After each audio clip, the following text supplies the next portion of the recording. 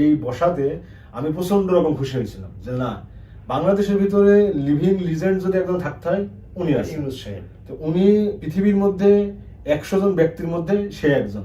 পৃথিবীতে যে নাম করা 10টি পুরস্কার আছে, সেই 10টি পুরস্কার পাওয়া 10 জন ব্যক্তির মধ্যে উনি একজন। তার মানে উনি কত গুণী একজন লোক।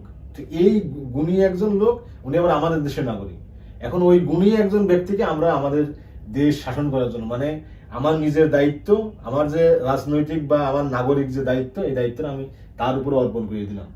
এবং আমি মনে মনে ভাবতেছি যে সবচেয়ে এই যাবৎকালে সবচেয়ে সুন্দর একটা জীবন সে আমাকে উপহার দেবে। কিন্তু এই যে আমি যেটা ভাবিছি আর কি, এই ভাবনার সাথে আমি কোনো মিল পাইনি। এবং এই ভাবনাটা মিলানোর জন্য আমি ওয়েট করেছি, যে আমি 6 মাস 7 মাস 8 মাস ওয়েট করেছি। এট লাস্ট এসে বর্তমানে এই ভাবনায় আছে যে না, উনি আসলে উনি হয়তো বা চায়, কিন্তু উনি একটু ভীতু কিসেমের আর কি, যেটা আমি বললাম আর কি, যে উনি একজন ভীতু লোক। ওই ভীতু লোক দিয়ে বাংলাদেশের মতো রাষ্ট্রকে শাসন করা যাবে না। এখন পারিপার্শ্বিক যে চাপ এই জায়গা থেকে আসে আর কি, এখানে আমার যতটুকু মনে হয় উনি কোনো ডিসিশনই নিতে পারে না। পারিপার্শ্বিক যে চাপ আসে, ওই চাপের থেকে যে ডিসিশনটা বেশি চাপ প্রয়োগ করে, তখন সে ওই জিনিসটা সে তার মুখ দিয়ে বলে আর কি।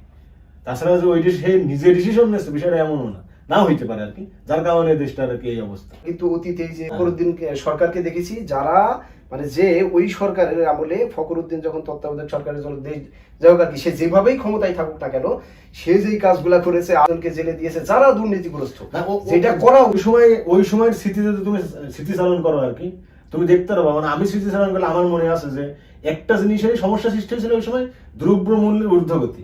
তাছাড়া এভরিথিং, তাছাড়া আমি খুবই সুন্দর একটা নাগরিক জীবনযাপন করছিলাম ওই সময়। আমার যতটুকু প্রয়োজন আর কি, খুবই স্বাভাবিকভাবে এবং খুবই সুন্দর লাইফ তখন লিড করছিলাম। কোনো জায়গায় যাইতে ভয় লাগতেছিল না, কিছু করতে ভয় লাগতেছিল না। আমি আমার স্বাধীন মতো কথা বলতে পারছিলাম, আমি আমার স্বাধীন মতো ঘুরে বেড়াইতে পারছিলাম। কিন্তু এখন কি সেই স্বাধীনতা আছে? এবং আমার মনে হয় ফখরুদ্দিন সাহেব এই কাজটা করতে পারছিল একটা জিনিসকেই কন্ট্রোল করে, সেটা হচ্ছে আইন। বাংলাদেশের আইনকে উনি শুধু কন্ট্রোল করছিল। এই আইনে যে দোষী সে দোষী, এই আইনে যে দোষী নয় সে দোষী নয়। এই ডক্টর মোহাম্মদ ইউনূসেরও উচিত ছিল এই আসনে বসেই প্রথমে আইনটাকে আইনের মতো চলতে দেয়া। আইন আর কারোর কথা শুনে চলবে না, আইনকে সে আইনের মতো চলতে দেবে। এই আইনে যে দোষী সে থাকবে, তার যে সাজা হওয়া উচিত আর কি সেই সাজা হবে, যে নির্দোষ তার যেখানে থাকা উচিত সে সেখানে থাকবে।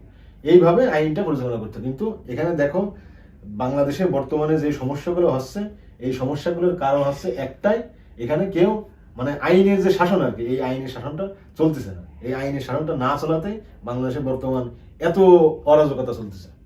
আমার পার্সোনাল অপিনিয়ন, যে আমি যদি ডক্টর ইউনূস সাহেব হইতাম, তাই না, আমি ডক্টর ইউনূস সাহেব, তা আমি ধরো বাংলাদেশের এত বড় একটা গণ অভ্যুত্থান হলো, এত লোকের জীবন টিবন গেল, আমি খুবই সিম্প্যাথি আর কি, এবং যারা এই কাজটা করেছে আর কি তাদের জন্য আমি খুবই গর্বিত।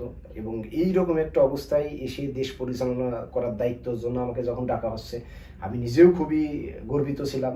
আচ্ছা, এবার আমি বাংলাদেশে এসে দেখলাম যে বাংলাদেশ আসলে চালাই এই যে সচিবরা, আমলারা, অর্থাৎ এই যে যারা চালায় আর কি, এদের যে আমি কমান্ড দিয়ে চালাবো, মনে করো এখন দেশের অস্থিতিশীল যে পরিবেশ, তাতে এদের কমান্ড দিয়ে আমি চালাইতে পারছি না। আমি আমার মতন আমি বলছি একরকম, এরা কাজ করছে আর আলাদা রকম আর কি, বদনাম হচ্ছে সরকারে।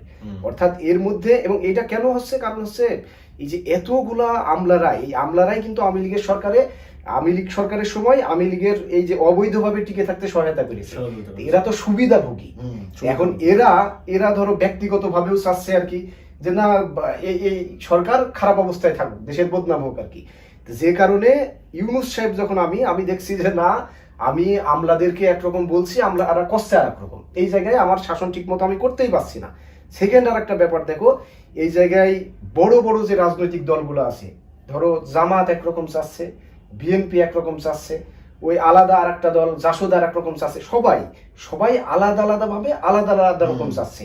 এদের ঐক্যমত্য কোনো জায়গায় নাই। ঐক্যমত্য আছে এরকম জায়গা খুবই সামান্য। এখন যখন আমি একটা লিগালি মত দিতে যাচ্ছি, কিন্তু সেটা মনে করো এনসিবির বিপক্ষে চলে যাইতে পারে, জামাতের বিপক্ষে যাচ্ছে, অথবা বিএনপির বিপক্ষে যাচ্ছে, তখন কি হচ্ছে, এরা আবার ধরো ব্যক্তিগতভাবে আমার সাথে অনেকেই কন্ট্যাক্ট করতে পারে। এটা স্বাভাবিক না, যে যখন একটা জিনিস বিপক্ষে চলে, যে আমি খুব সাধারণভাবে দেখো, ওই যে নির্বাচনের তারিখ নিয়ে এত ঝামেলা চলছিল, ইউনূস সাহেব লন্ডনে গেলেন, তারপরে কিন্তু ইনস্ট্যান্ট আর কি তারিখ বদলাই গেল। এখন বাংলাদেশের অন্যতম একটা দলের যিনি আর কি প্রধান, তার সাথে দেখা করতেই পারেন উনি, কিন্তু সেটা লন্ডনে গিয়ে তার সাথে আলাদাভাবে, অর্থাৎ একা একজনের সাথে একজন বাংলাদেশের প্রধানমন্ত্রী হিসেবে ওনার দেখা করতে যাওয়াটা কতটা যৌক্তিক, এইটা আসলে আমার মাথায় একটু প্রশ্ন জাগে আর কি। তো তারপরেও বাদ দিলাম আর কি। কিন্তু আমি যখন তারেক রহমানের সাথে যাচ্ছি, তখন তারেক রহমানের জায়গায় আমি হইলে আমি ইউনূস সাহেবকে কি বলবো, দেখেন আপনি অত্যন্ত সম্মানিত একজন মানুষ, কিন্তু এই জিনিসগুলা তারেক রহমান যখন বলবে তখন তো বলবে না যে আমার দাবি, বলবে জনগণের দাবি, বাংলাদেশের জনগণের জন্য এই কাজটা করা দরকার, আপনি এই কাজগুলা করেন, আর যদি না করেন, এই যে আমরা তো সামনের ভবিষ্যতে ক্ষমতায় আসছি, এইটা আমি যেভাবে বললাম এইভাবে হয়তো বলবে না, কিন্তু সারমর্ম এটাই হবে, স্বাভাবিক না? এখন আমি এটা জামাতের ক্ষেত্রে, জামাতের যে বিষয়গুলো কনফ্লিক্ট রয়েছে সেই সব জায়গা নিয়ে ইউনূস সাহেবের সাথে একান্ত সাক্ষাতে এই কথাটা বলতেই পারি আর কি। এখন আমি ইউনূস সাহেব তখন কি করব, আমি দেখছি যে আমার এই যে বয়স প্রায় শেষের দিকে আর কি, আর বাংলাদেশের যে রাজনৈতিক মানে যে পট পরিবর্তনের আমরা পজিটিভ ধ্যান ধারণা ছিল, মানে আমাদেরও ছিল, সেটা নিশ্চয়ই ইউনূস সাহেবেরও ছিল, কিন্তু এতদিন এই জায়গায় বসে তার কিন্তু একটা স্পষ্ট ধারণা চলে আসছে যে এত সহজে এদেরকে ঠিক করা যাবে না আর কি। এখন সে দেখছে যে এখন যদি আমি বিএনপির সাথে কনফ্লিক্ট করি, জামাতের সাথে করি, যাদের সাথে করি না কেন, তারা যখন ক্ষমতায় আসবে তখন তো আমার বিপদের শেষ নেই আর কি, ফাঁসি পর্যন্ত হয়ে যাইতে পারে। সো আমি আসলে আমার এই কয়দিনে আমি এটা আমার দ্বারা করা সম্ভব না এখন আর, আমি মোটামুটি এরা যেভাবে বলছে সেইভাবে করি। এখন তুমি এই যে বলছো যে সরকার একটু দুর্বল মনে হচ্ছে, সরকার এই যে বিভিন্ন কারণে এইভাবে দুর্বল হচ্ছে, অবশ্য এইটা আসলে আমি একান্ত আমার পার্সোনাল মতামত দিলাম আর কি, বুঝেছো।